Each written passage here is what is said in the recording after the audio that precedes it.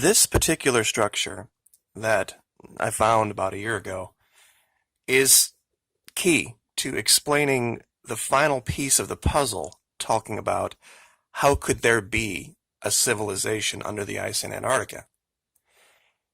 The first two parts of the puzzle, I think a lot of my prepper friends will understand. If there were some type of a cataclysm, some type of an event that would reduce everyone down to survival, the first thing you're going to need is a way to secure a supply of fresh water. Now, there's lots of ways of doing that. In Antarctica, 75% of the world's fresh water exists. I don't think that would have been an enormous challenge for the people if they survived the cataclysm. The next thing that you would need, honestly, some people would say food. Personally, shelter. You'd need to create some type of a base, some place you knew you were safe. Now, our own scientists have confirmed that there are miles and miles and miles of tunnels down there that have temperatures in the high 60s, low 70s. So you would have a place where you wouldn't freeze and you wouldn't dehydrate immediately. These are facts. These are things we know. The next thing would be food. And that's where this comes in. You see, I talked about this particular tunnel in the context of what could have been the desire of the Germans in World War II.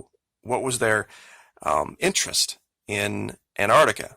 That they may have found some place down there where under the ice it was habitable, where they could have created a base. Well, this tunnel wouldn't have been just used for submarines. Fish and sea life could be going in and out in large uncharted rivers underneath the ice sheet. And there is actually an article out last couple days that you can read that talks about what they describe as upside down rivers, where the warm water is getting right up to the shelf of Antarctica and melting away the ice. But that warm water would be what would have delivered all the nutrients. So you would have water, you would have shelter, you would have food. So if you had the ability to basically get on with life through structures like this, if you survived the cataclysm, you could have restarted society in a whole new way. And given that the continent is so remote and cut off from the rest of the world just by the oceans around it, there wouldn't have been, you could have existed down here for hundreds of years, generations and generations living down here. And I think what we're seeing on the surface, because of the recent amount of epic melting, is just the eventual evidence of the spread of that society. So I wanted to start there just to show some other things that I found that really can't be explained any other way. Now, I found something a long time ago, and I didn't know what it was, but I think I do now. One of the things we would have worried about, or I should say we would worry about in the future, if that were to happen in North America, is our own nuclear power stations and our own military facilities. With the nuclear power stations not having long-term access to electricity, it would create a radiological nightmare. We would also have large amounts, caches of weapons that, if they were to fall into the wrong hands, could cause more of a problem than anything else. I found this giant metal dome right here that has busted through the ice. And I wonder if this was some type of an automated weapon system. Because as you can see around it, it's clearly come up, somehow been deployed to the surface. Now, there has been talk for a long time that the people that originally inhabited Antarctica were very advanced. And I hate to say it, but most of the great advances that we have made in society have come as the result of war. Many people don't know that the reason we have canned food is because of Napoleon. He put out a I guess, a job, that he wanted someone to figure out a way to transport food over longer distances because his armies were limited by the amount of food they could take with them. And that's where the origination of canned food came from. Now, whether this platform is active, whether it's not, we don't know. But once again, we do know that someone took the time to image this area in high resolution very closely to look at something. And once again, I would like to pose the question, why would, if it was just wind, ice, rock, and snow, why would there be this effort to spend all of the time? Because it does take an immense amount of time and effort to pass these satellites, multiple satellites, over these regions, low orbit, slowly, to find this stuff. Now, another place I wanted to show is where we were yesterday. And I know a lot of people are not all that excited about dragons and stuff like that. Perhaps the boredom that I spoke of, that may not be just Chinese whalers, maybe it's these people. Because once you got along with society, what would you do? I mean, other than, creating new generations of society, you really, if your complete society had fallen apart, creating artwork might be a great way to pass the time. And we know the stories of Antarctica. We know the stories of what have come out of Patagonia, that area of South America so close. The stories of dragons and great birds, and maybe they just took things from their stories and their myths, and this looks very much. You got the head here, you've got the front left arm here, the front right arm is back here, and you can see the two rear legs, the body, and the tail. Now, let me be very clear for those of you that like to troll. Am I saying that this is a live, actual dragon on the ice? No way of knowing. Could it be? Possibly. Is it more than likely just an image of one? Yeah. I think that really is the case.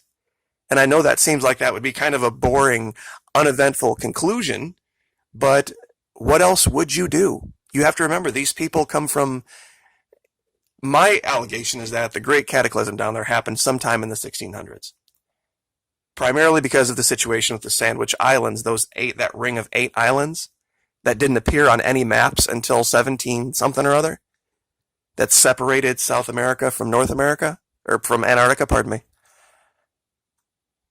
There's another thing I wanted to show, that people say, well, why don't you show images of beings, of human beings? This is one where you can show it in 2 successive years that aren't not successive years, but 2 successive images. Now, clearly we see here a very strange shadow that looks like you got the head, you've got the right arm, it's facing to our right, the body, whatever it's wearing, the legs, you can see this. Now, that's 2012. Pardon me, that's 12/16/2006. Now here's the image from 3/15/2004, 2 years earlier. Now, was the same guy standing in the same place? No, I think it's a statue.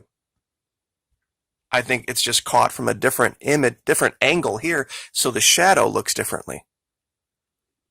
And it's just a very large statue, but in this particular image, you can kind of see what looks like perhaps a lit area underneath. Right here, this is the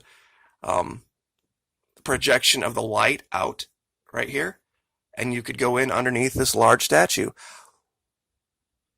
There was a thing known as the Colossus of Rhodes, and you guys can look that up, that in antiquity, ancient societies built giant statues like this that you could see from miles and miles away, and this is huge. Now, this is, of course, a shadow, so it might not be actually as large as what you're looking at. But there's so many other places, too, that show just things that are completely anomalous that you couldn't explain any other way. Like, for example, here. Look at this literally perfect half-moon fortification.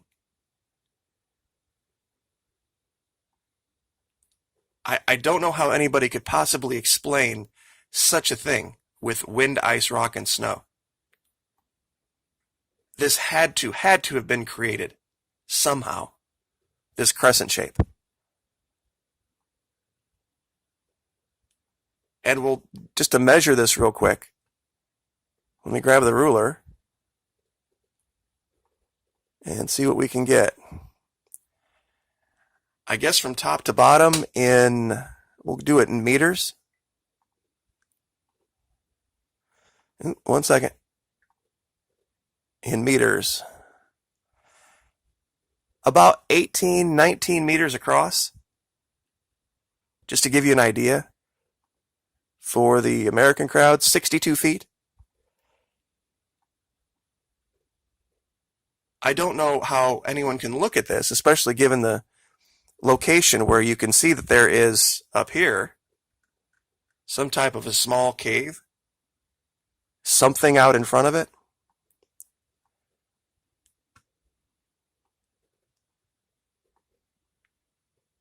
This kind of stuff is everywhere, and I'm up to, I think, 200 videos worth, and even if you discounted 90%, that would still leave dozens and dozens and dozens of unexplained things. And we are at eye altitude about 700 feet looking at this. So I guess I'll just leave it there, given that you don't want to do too many things because it starts too many discussions. And in the last video that I did, someone asked me about Venezuela. I did a couple of paragraphs on it. I'll pin that comment in not this video, but the last video, the video from yesterday, so you guys can read it. And hopefully it'll explain what's really going on. So anyway, like, share, subscribe. Thank you guys so much for the support. I appreciate it. We'll see you next time.